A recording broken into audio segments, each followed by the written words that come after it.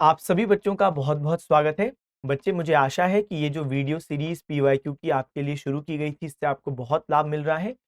और आज एक और शानदार शिफ्ट हमारे पास है एसएससी सीजीएल द्वारा, जो 25 सितंबर 2024 को शिफ्ट 2 का पेपर आयोजित किया गया। तो आज हम लोग उसके जीके जीएस पोर्शन को एनालाइज करेंगे। उम्मीद है कि अब तो बहुत कम दिन बचे हैं, आप अच्छे से पढ़ पा रहे होंगे और मेनली बात है रिवीजन कर पा रहे होंगे। अब जो बचे हुए दिन हैं उसमें रिवीजन को सबसे ज्यादा प्राथमिकता दीजिए, ताकि आपने जो भी इतने समय में, महीनों में, सालों में पढ़ा है, अब आपको उससे रिवीजन का फायदा उठाना है। तभी वो चीज आपके साथ एग्जाम तक जाएगी, क्योंकि कोई चीज आपको समझ में आ गई और आपने उसको रिवाइज नहीं किया तो वो एग्जाम तक जाएगी नहीं, वो तो आपके दिमाग से निकल गई। समझ में आना एक बात है, एग्जाम तक रिटेन करना दूसरी बात है। तो रिवीजन पर फुल प्रायोरिटी, और साथ साथ क्या, ये पीवाईक्यू सीरीज से ये समझना है कि अब बचे हुए दिनों में कौन से सेक्शन और टॉपिक से ज्यादा क्वेश्चन आने की संभावना है। यही तो उद्देश्य है पीवाईक्यू का। निम्नलिखित में से कौन सा राज्य उन राज्यों में से एक है जिनमें कोई पंचायती राज संस्था नहीं है। अब जब हम लोग बोलते हैं कि पंचायती राज सिस्टम, तो आप जानते हो कि 73rd कॉन्स्टिट्यूशनल अमेंडमेंट एक्ट के माध्यम से हमने ये समझा कि पंचायत को एक कॉन्स्टिट्यूशनल स्टेटस मिल चुका है, इसमें कोई समस्या वाली बात नहीं है। और इसी ने ही जो पार्ट 9 है कॉन्स्टिट्यूशन में, वो इंसर्ट करा आर्टिकल 243 से 243 ओ। ठीक है, बिल्कुल सर। और साथ साथ जो शेड्यूल 11 है वो भी इंसर्ट किया। अब बात करते हैं कि यहीं पर जब हम बोलते हैं 243 से 243 ओ, तो यहाँ पर एक आर्टिकल है 243 एम, जो क्या कहता है कि कहां कहां पे पंचायती राज व्यवस्था लागू नहीं है। कहां पे लागू नहीं है? तो नॉर्थ ईस्टर्न स्टेट्स हैं 3, उनको पहले देखते हैं। तो नागालैंड, मेघालय और मिजोरम, तो यहां पर लागू नहीं है। साथ साथ सारी यूनियन टेरिटरीज में एक्सेप्ट दिल्ली, तो कुल मिला के नागालैंड, मेघालय, मिजोरम और दिल्ली में लागू नहीं है। ठीक है, दिल्ली में हम देखते हैं कि म्युनिसिपैलिटी ही देखती है। फिर यहाँ पे बाकी सब चीजें तो ठीक है, Panchayati Raj system, 73rd constitutional amendment act, नया पार्ट इंसर्ट किया, ठीक है, इसमें कोई समस्या वाली बात नहीं। फिर सिस्टम में 3 लेवल्स हैं, तो आप जानते होंगे, ग्राम पंचायत है जो विलेज लेवल है, फिर आपका जो ब्लॉक लेवल पर होता है जो मिड लेवल है, जिसको आप लोग ब्लॉक समिति या पंचायत समिति बोलते हैं, और फिर जिला परिषद डिस्ट्रिक्ट लेवल पे। चल, जनवरी 2023 में कोनेरू हम्पी, तो हमने यहाँ पे टिक कर दिया क्या हमारा जवाब? हाँ, तो यहाँ पे टिक कर देते हैं नागालैंड। आओ आगे बढ़े। यहाँ पे ऐसा क्यों नहीं दिया, इसका मतलब पता है आपको? यहाँ पे पंचायती राज क्यों नहीं दिया, क्या सोचा है? असल में यहाँ पे ट्राइबल डोमिनेटेड ये रीजन्स है ना, तो यहाँ पे इसलिए ट्राइबल एरियाज में जो प्रशासन चाहिए वो वहीं लोकली व्यवस्थाएं हमने उनके लिए क्रिएट की है। चलो, जनवरी 2023 में कोनेरू हम्पी ने कजाकिस्तान के अलमाटी में आयोजित डैश में भारत का पहला रजत पदक जीता। अब जब हम लोग बात करते हैं, ये तो करंट अफेयर्स का साफ क्वेश्चन हो गया। अब इसमें परेशान होने वाली कोई बात इसलिए नहीं थी, क्योंकि अगर कोई बच्चा जो 2024 का पेपर दे रहा है, तो 1 से 1.5 साल के करंट अफेयर्स पूछना एसएससी का बिल्कुल हक बनता था। तो 2023 का अगर करंट अफेयर्स का क्वेश्चन पूछा तो कुछ गलत नहीं किया। तो यहाँ पर देखो क्या है, तो वर्ल्ड करस्पॉन्डेंस चेस चैंपियनशिप, इसमें हमारा जो जवाब है, क्या जवाब है ये मायने नहीं रखता, क्योंकि ये करंट अफेयर्स का क्वेश्चन है। इसका जवाब तो है वर्ल्ड ब्लिट्ज चेस चैंपियनशिप, लेकिन ये अभी मायने नहीं रखता, आपसे ये नहीं पूछने वाला वो। लेकिन आपको क्या समझ में आया कि जो इंपॉर्टेंट स्पोर्ट्स हैं इंडिया में जो खेले जा रहे हैं, जैसे टेनिस हो गया, बैडमिंटन हो गया, क्रिकेट हो गया, हॉकी हो गया, फुटबॉल हो गया, चेस हो गया, इन पर विशेष फोकस करना है। चेस पर तो सीजीएल में बहुत सारे क्वेश्चन आए। अगर आप इससे पुराने वाले शिफ्ट्स भी देख रहे हैं, तो ये बात सोचे मैंने कितनी बार कही होगी कि चेस पर कितने ज्यादा क्वेश्चन पूछे। ठीक है, तो कोनेरू हम्पी जी ने वर्ल्ड ब्लिट्ज चैंपियनशिप में हमने देखा कि सिल्वर मेडल दिलाया। फिर बात करते हैं इंटरनेशनल चेस फेडरेशन की, तो इसकी स्थापना 1924 में हुई थी, और इसका हेडक्वार्टर जो है वो लॉसेन, या हिंदी में जिसे हम बोलते हैं लुसाने, स्विट्जरलैंड। कहां पर? तो स्विट्जरलैंड के लुसाने या लॉसेन में इसका हेडक्वार्टर है, और इसकी स्थापना 1924 में हुई थी। अब बात करें पहले पहले ग्रैंड मास्टर की, तो विश्वनाथन आनंद ये इंडिया के सबसे पहले ग्रैंड मास्टर है। अब सोचो, वर्ष 1988 में ग्रैंड मास्टर बने थे, first grand master from India. और अगर मैं कहूं कि महिलाओं में सबसे पहले, तो यहाँ पे एस विजय लक्ष्मी, ये first female Indian grand master है, 2001 में बनी। ठीक है, आगे बढ़ते हैं। इसलिए इनको उसी साल अर्जुना पुरस्कार से सम्मानित भी किया गया। बिहू त्योहार किस राज्य का मुख्य त्योहार है? बहुत इजी क्वेश्चन, इनफैक्ट छोटे छोटे बच्चे इसको इसलिए सॉल्व कर लेंगे क्योंकि जब हम लोग बात करते हैं बिहू की तो बचपन से हम लोग सुनते हैं कि बिहू फेस्टिवल असम, है ना, वो एक बचपन में एक चार्ट आती थी ना कि फेमस फेस्टिवल और उनके राज्य, तो बिहू असम का फेस्टिवल है। खैर 2024 में पता नहीं क्यों सीजीएल ने बिहू पर मल्टीपल शिफ्ट्स में बहुत सारे क्वेश्चन पूछे। जब हम लोग बिहू की बात करते हैं बच्चे, तो यहाँ पे सबसे पहले हम देखें, एक होता है माघ बिहू, और माघ बिहू जब हम बोल रहे हैं तो ये कौन से महीने में आएगा, जनवरी में आएगा, क्योंकि माघ मतलब जनवरी होता है। इसको भोगाली बिहू भी बोलते हैं, भोगाली बिहू भी इसको बोलते हैं। तो जब फसल कटाई होती है तो ये उस समय की बात है, तो बहुत सारा फसल मौजूद होता है, तो भोगाली का मतलब है कि बहुत कुछ है खाने को, फीस्ट करने को, तो यहाँ पे खाने की कमी नहीं है, बहुत अच्छा है खाने को। फिर एक आता है रोंगाली बिहू, ये भी बहुत इंपॉर्टेंट है, अप्रैल महीने में रोंगाली बिहू। और फिर हम देखते हैं जो तीसरा बिहू है साल में असम क्षेत्र में, वो क्या है, काटी बिहू। काटी बिहू को कंगाली बिहू भी बोलते हैं। सर इसको काटी या कंगाली क्यों बोलते हैं, क्योंकि ये अक्टूबर महीने में आता है जिस टाइम पर फूड स्केर्सिटी कमी है, तो इसलिए कंगाली बिहू इसको नाम दिया गया है।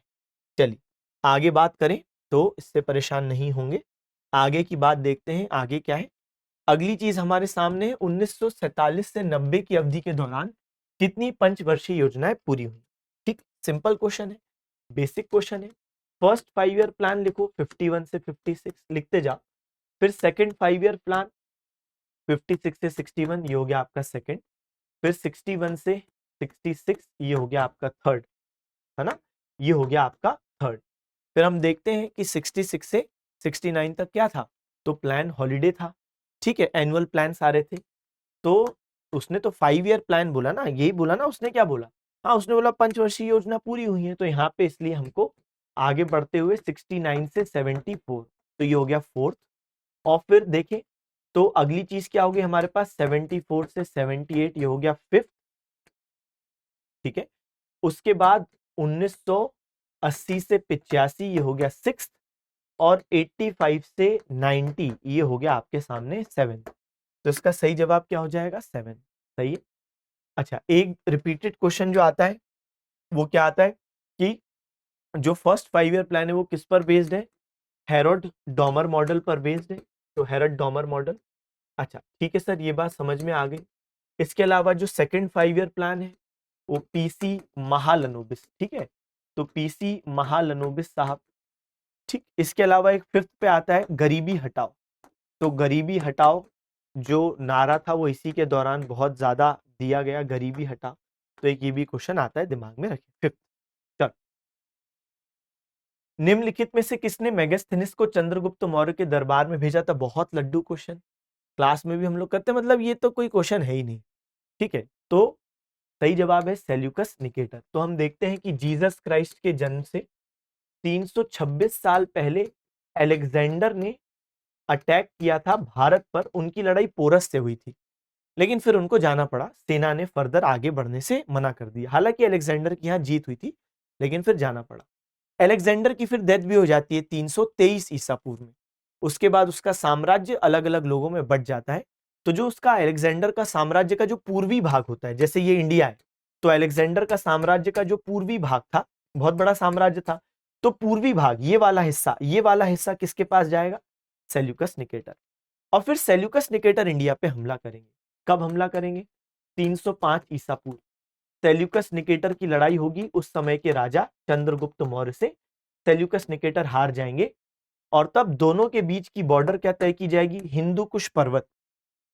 और ये डिसाइड हुआ कि ना तो आप हिंदू कुश क्रॉस करके इधर आएंगे सेल्यूकस, ना तो चंद्रगुप्त मौर्य हिंदू कुश पर्वत को क्रॉस करके उधर जाएंगे। लेकिन आगे चल के इन दोनों के बीच वैवाहिक संबंध स्थापित होते हैं। सेल्यूकस निकेटर की बेटी का नाम होता है हेलेना, और हेलेना की शादी होती चंद्रगुप्त मौर्य से। और फिर चंद्रगुप्त मौर्य अपने ससुर जी को 500 युद्ध हाथी भी देंगे, क्योंकि इंडिया में उस टाइम पे वॉर एलिफेंट्स यूज कर रहे थे, ग्रीक लोग नहीं कर रहे थे, तो इसलिए जब इनको हाथी मिले तो सेल्यूकस निकेटर ने उन हाथियों से फिर इस क्षेत्र में बहुत सारे युद्ध जीते, ठीक है। खैर, अच्छा, मेगास्थनीज इंडिया आया और फिर इसने इंडिया में एक पुस्तक भी लिखी है, इंडिका, जिसमें उसने लिखा है कि चंद्रगुप्त मौर्य के टाइम पर 7 जातियां थी।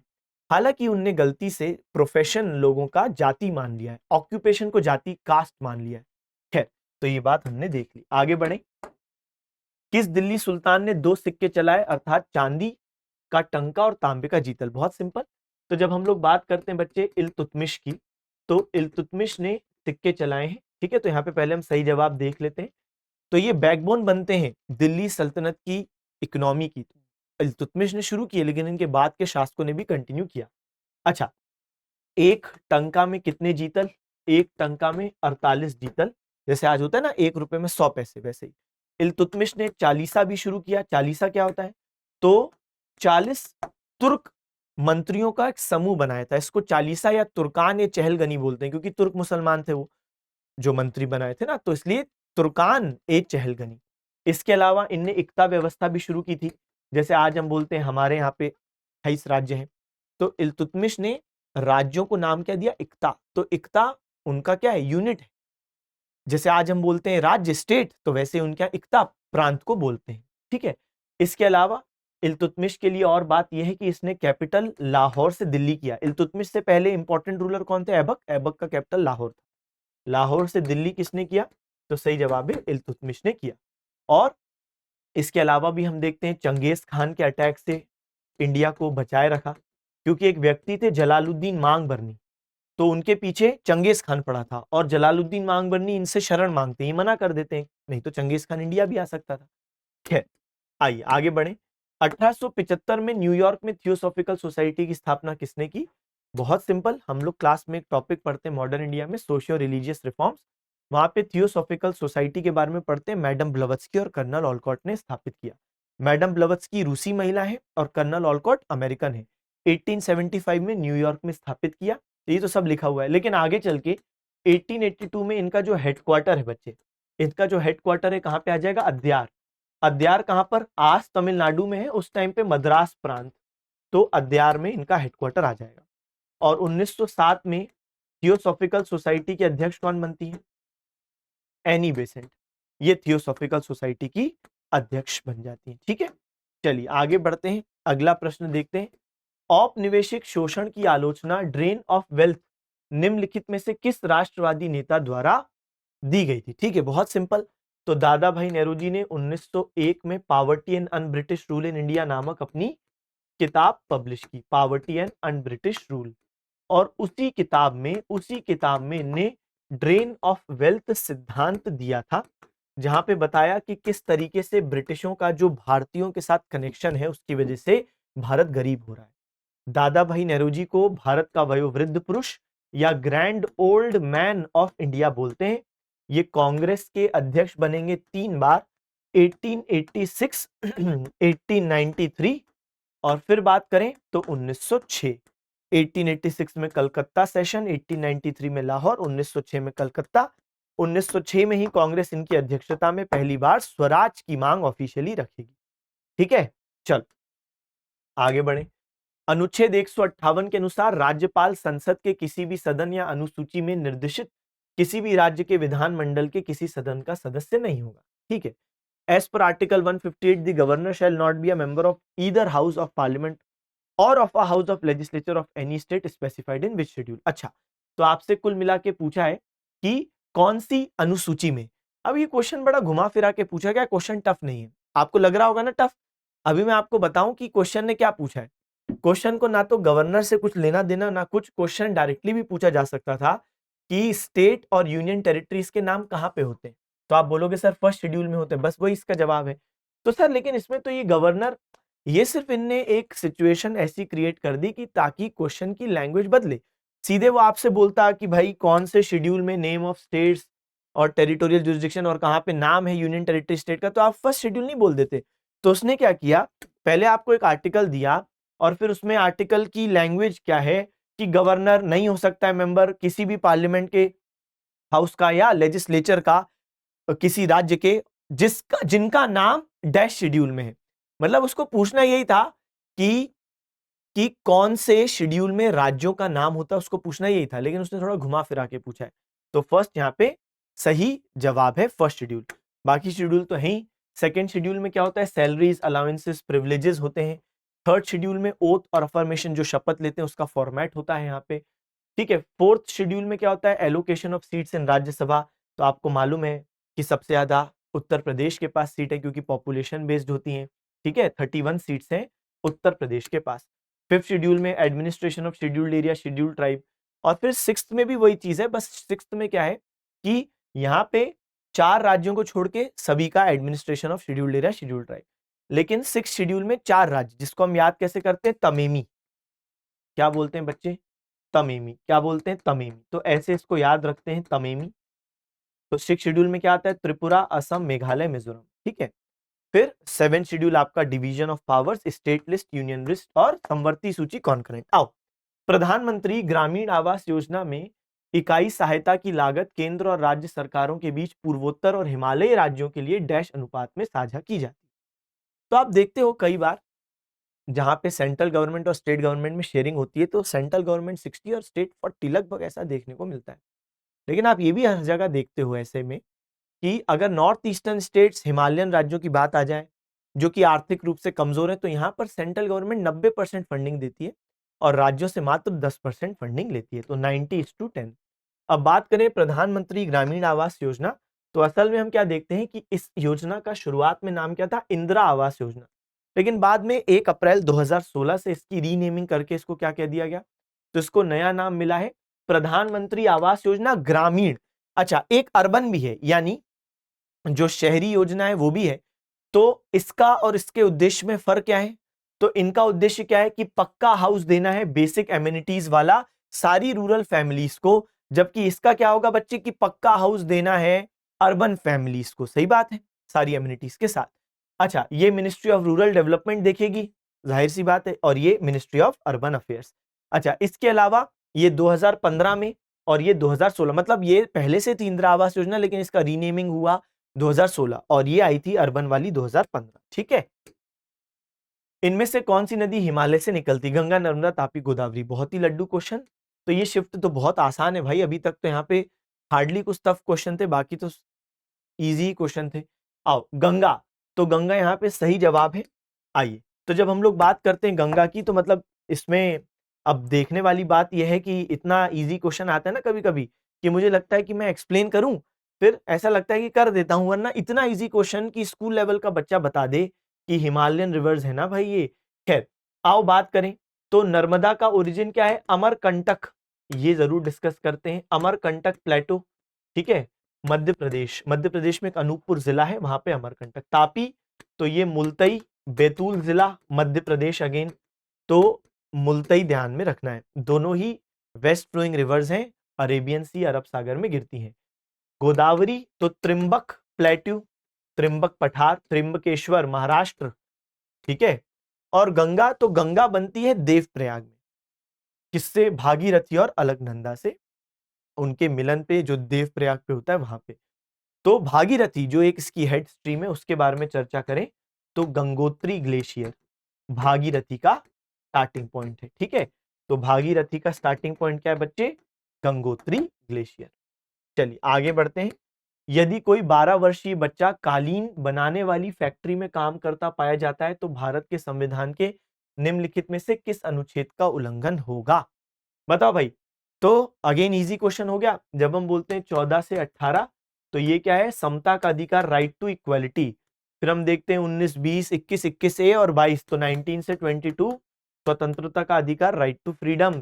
23, 24 राइट अगेंस्ट एक्सप्लॉइटेशन, शोषण के विरुद्ध अधिकार। और यहां पर हम देखते हैं कि 23 में क्या मौजूद है बच्चे, तो मानव तस्करी के खिलाफ, यानी ह्यूमन ट्रैफिकिंग के खिलाफ, तो ह्यूमन ट्रैफिकिंग के खिलाफ है। यहीं पर 23 में बलात् श्रम यानी फोर्स्ड लेबर, तो फोर्स्ड लेबर बलात् श्रम के खिलाफ बात होती है ना। 24 में क्या है, चाइल्ड लेबर के खिलाफ, तो इसका सही जवाब क्या होगा, बाल श्रम के खिलाफ क्या है, 24। आई, तो ये सिंपल क्वेश्चन है, परेशान होने वाली बात नहीं है। फिर उसके बाद आप जानते हो कि 25 से 28 तक राइट टू रिलीजन, धर्म की स्वतंत्रता का अधिकार, और 29 और 30 में कल्चरल एजुकेशनल राइट्स, तो आपका शिक्षा और संस्कृति संबंधी अधिकार। आओ, भारतीय चाय बोर्ड की रिपोर्ट 2021-22 के अनुसार भारत में राज्यों का कौन सा समूह सबसे बड़ा चाय उत्पादक है। ठीक है, तो हमें सबसे पहले क्या ढूंढना है, असम, क्योंकि इंडिया में सबसे बड़ा जो टी प्रोड्यूसर है वो असम है। चल देखते हैं।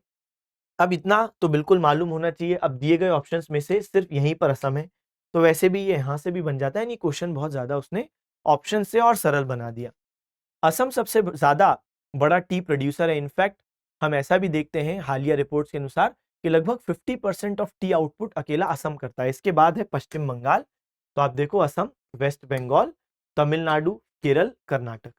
अब अगर हम बात करें रैंक की कंट्री वाइज, तो चाइना सबसे बड़ा उत्पादक है कंट्रीज में, और इंडिया सेकंड, केनिया थर्ड। अब यहाँ पे क्या होता है कि रिपोर्ट्स अलग अलग टाइम पे आती हैं, तो कभी कभार डेटा आगे पीछे होता है कि कितना प्रोडक्शन कर रहे हैं, लेकिन ये जो लिस्ट है फिलहाल यही सबसे ज्यादा ऑथेंटिक है। आज की बात मैं कर रहा हूँ, 2025 की लिस्ट है ये। समय के साथ कोई चेंज होता है तो फिर वो आपको बिल्कुल अपडेटेड रहना है, वो करंट में आपको आएगा, अभी फिर अपडेटेड होके मिलता है। चलो, असम, वेस्ट बंगाल और तमिलनाडु। तो असम नंबर 1, वेस्ट बंगाल 2 और तमिलनाडु 3। और यहां पर हम देखते हैं कि चाइना, इंडिया और केनिया। चलो आओ, जयपाल सिंह मुंडा किस खेल से जुड़े हैं? हॉकी से जुड़े हैं।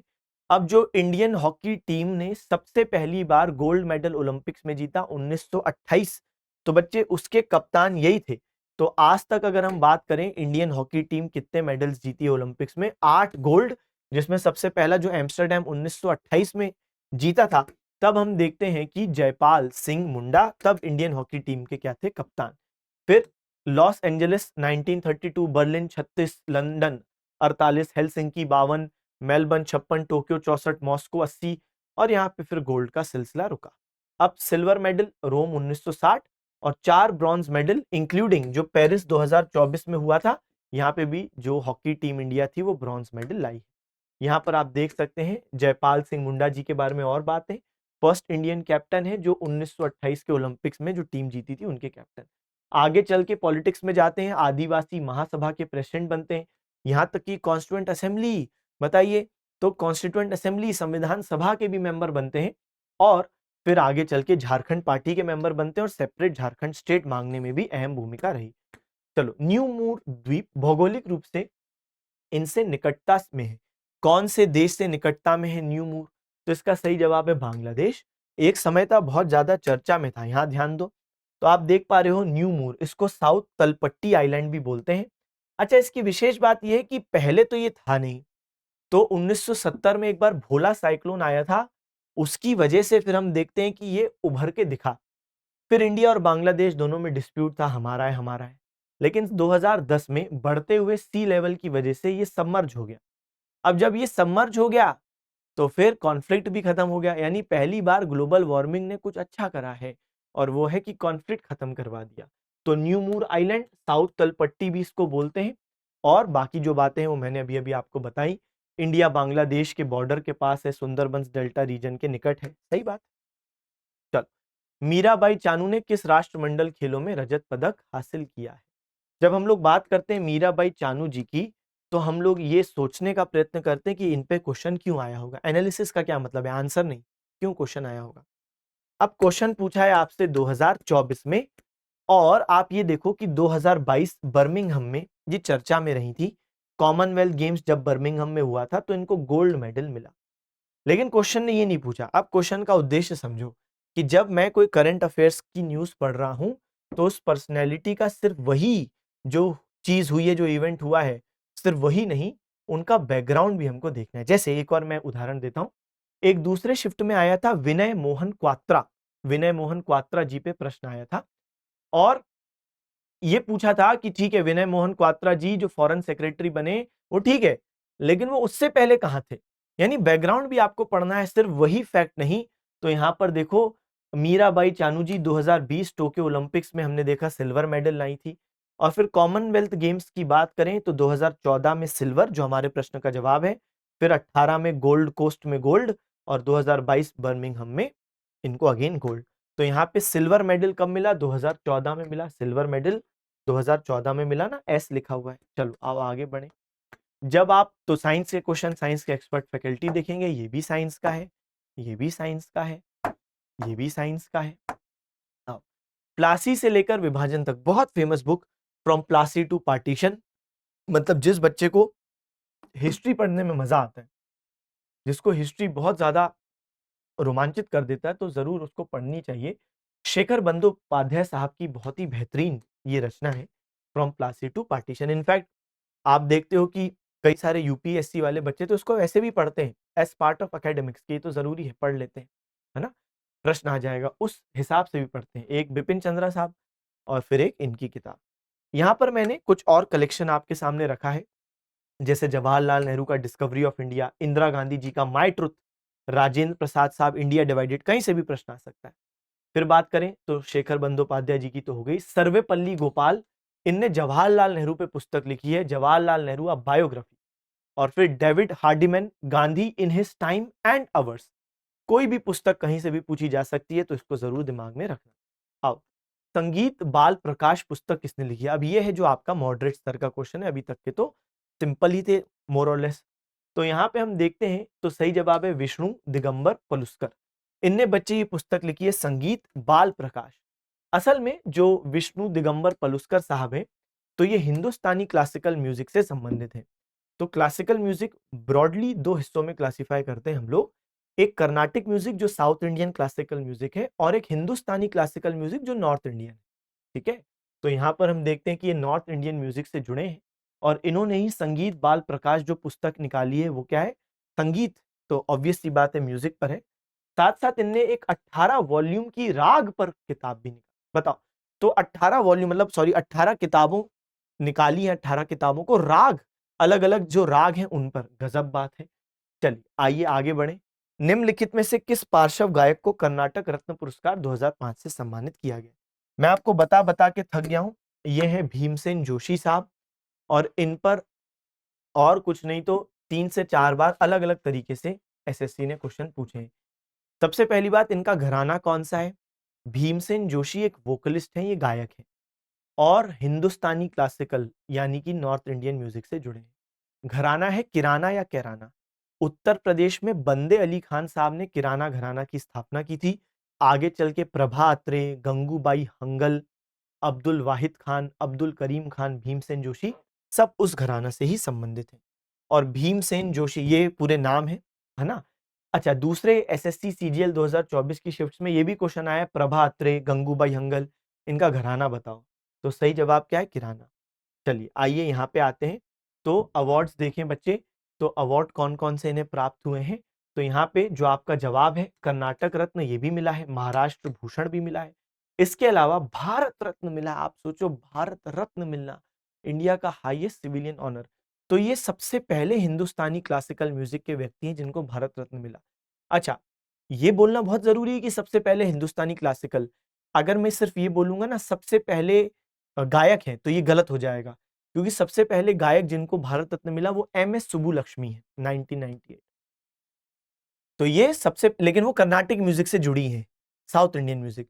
तो हाँ, अगर मैं ये बोलूं सबसे पहले हिंदुस्तानी क्लासिकल वोकलिस्ट जिनको भारत रत्न मिला, तो भीमसेन जोशी 2008। इसके अलावा पद्म विभूषण, संगीत नाटक अकेडमी फेलोशिप, पद्म भूषण, पद्मश्री, ये सबसे नवाजा जा चुका है।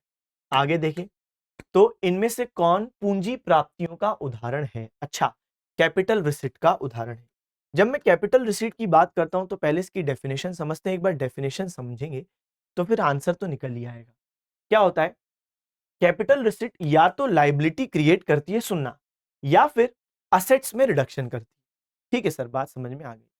या तो असेट रिड्यूस करेगी या लाइबिलिटी क्रिएट करेगी। जैसे अब आप सोचो कि भारत सरकार ने जब लोन लिया, तो ऑब्वियस सी बात है, आपने लोन लिया तो एक लाइबिलिटी बढ़ाई ना आपने। तो जब लाइबिलिटी क्रिएट होगी तो ये कैपिटल रिसिट है, पैसा आया, लेकिन लाइबिलिटी क्रिएट किया, क्योंकि आपको वो पैसा लौटाना भी तो है ना जिनसे लोन लिया है, तो लाइबिलिटी क्रिएट हुआ। या फिर मान लो भारत सरकार ने किसी को लोन दिया था, और भारत सरकार को उससे इंटरेस्ट मिल रहा था, यानी असेट है भाई, पैसा पैसा बना के दे रहा है आपको नया, लेकिन इतने में सामने वाले ने लोन वापस कर दिया कि ले लो बस हमारा काम हो गया। तो ये भी तो कैपिटल रिसिप्ट है। क्यों? क्योंकि आपका जो असेट है वो कम हो गया। ठीक है, इसके अलावा और भी है डिसइन्वेस्टमेंट, क्योंकि आपके पास एक असेट था, आपने उसमें से पैसा निकाल लिया, आपने असेट कम किया, तो डेफिनेशन का एक पार्ट पूरा हुआ ना। तो जब लायबिलिटी क्रिएट होगी या असेट रिड्यूस होगा, तो ऐसी स्थितियों में जो पैसा प्राप्त होता है वो कैपिटल रिसीट। जैसे उदाहरण के लिए सेल ऑफ गवर्नमेंट बॉन्ड्स, एक और उदाहरण सुन लो। जैसे मैंने बोला कि गवर्नमेंट को मार्केट से पैसा उठाना है, गवर्नमेंट क्या करेगी? बॉन्ड्स रिलीज करेगी, पब्लिक से पैसा प्राप्त करेगी, लेकिन ये पैसा तो गवर्नमेंट को लौटाना है, तो ये क्या है? वो भी इंटरेस्ट के साथ। तो ये क्या है? ये एक लायबिलिटी है। तो अगेन लायबिलिटी जब भी क्रिएट होगी तो कैपिटल रिसीट। खैर हम लोग प्रश्न पे आते हैं, इनमें से क्या कैपिटल रिसीट है। ठीक, आइए तो यहाँ पे देखो revenue from sale of government asset, तो ये तो हमारे सामने ही है जवाब। इंटरेस्ट ऑन गवर्नमेंट बॉन्ड्स, अरे अगर गवर्नमेंट बॉन्ड्स इशू करने के बाद जो इंटरेस्ट सरकार को मिल रहा है तो ये तो एक अलग बात होगी ना। यहां पर क्या हो गया, revenue from the sale of government asset, तो आपने जाहिर सी बात है कि क्या कर दिया, आपने गवर्नमेंट एसेट्स को सेल आउट कर दिया, तो उससे जो रेवेन्यू मिला, जैसे 18,000 करोड़ प्राप्त हुआ था जब एयर इंडिया को इनने सेल किया था, मालूम होगा आपको, टाटा कंपनी को, तो ये क्या है, ये कैपिटल रिसीट है। ठीक है, चलिए तो ये हमने प्रश्न का जवाब समझ लिया। आई, मुझे आशा है कि आपको ये शिफ्ट अच्छी लगी होगी, समझ में आई होगी। पढ़ते रहें, सिलेक्शन ले, माता पिता का नाम रोशन करें। Okay, bye bye, thank you, tata, see you.